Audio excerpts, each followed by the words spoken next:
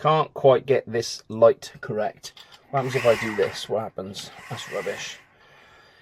I don't normally film at this sort of time in the evening, and maybe if I'm going to, I need to try some different lighting. But anyway, happy Star Wars Day. I'm going to start by sharing with you a painting that I tried this afternoon of the Millennium Falcon.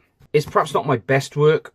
I think I should have left it at just the Falcon itself, the ship itself, because once I tried adding deep space in watercolor, I think I ruined it. But anyway, nice segue into the first couple of photos I want to share with you today, and this is about sequences. I talked about this previously before, that perhaps one photo you might not think is great, but add a number of them together and you get, I think, maybe an interesting sequence, an interesting story, or just a small project like kind of thing. So in this instance, I'm going to show you some photos of just a painting I did the other day. Actually, I'm blowing my own trumpet for my other sort of creative outlet that I have, which is trying watercolors and do a bit of sketching here and there.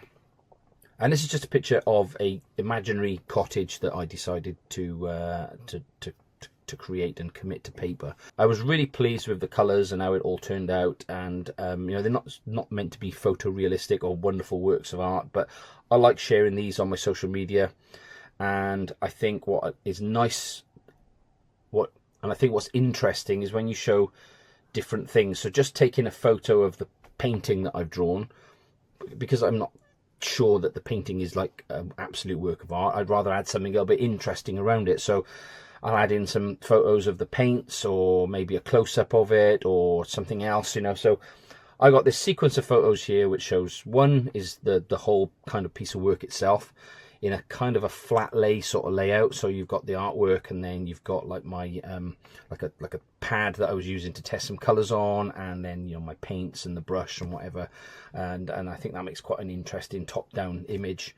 But then to add a little bit of detail to that and show it in some different angles, you know, we have then like a shallow angle of the paints and a shot of my little separate pad where I was testing out some colors, and then just another angle of the painting itself, just to make it a little more interesting. You know, perhaps those three in a sequence would be an interesting story, because you could kind of show the paints, you could show the samples, you could then show an angle of the painting, and then you can pull out and you can show the main one, and you've kind of got a little story then. And I think those 4 photos have come out quite nice. A second sort of part to this video, if you like, again on the subject of sequences and collections of images. I was on the south coast of England a few weeks ago. You may have seen my previous video, which I'll link up here, where I had my GX80, and I was at some harbour down near Chichester, and I took some photos of some boats and stuff. And yeah, I think that was quite nice. I think they came out really nice.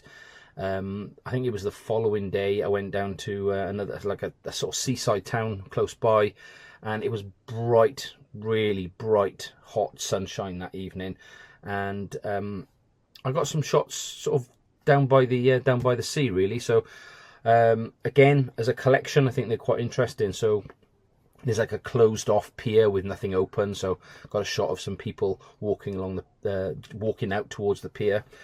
A little bit of mystery, you know, where are they going, what they're doing, that kind of stuff, you know, the usual sort of cliched street photography stuff.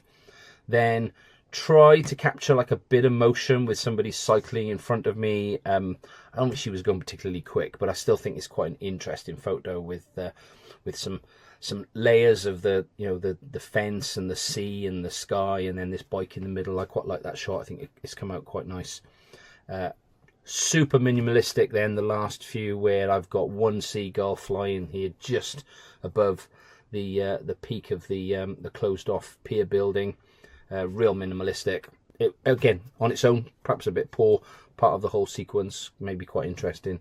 And then finally you've got this kind of classic beach photo, and then you have the choice of how to frame it, really. I decided to put these people right in the center of the frame, and actually kind of split it all up into nice equal proportions, really.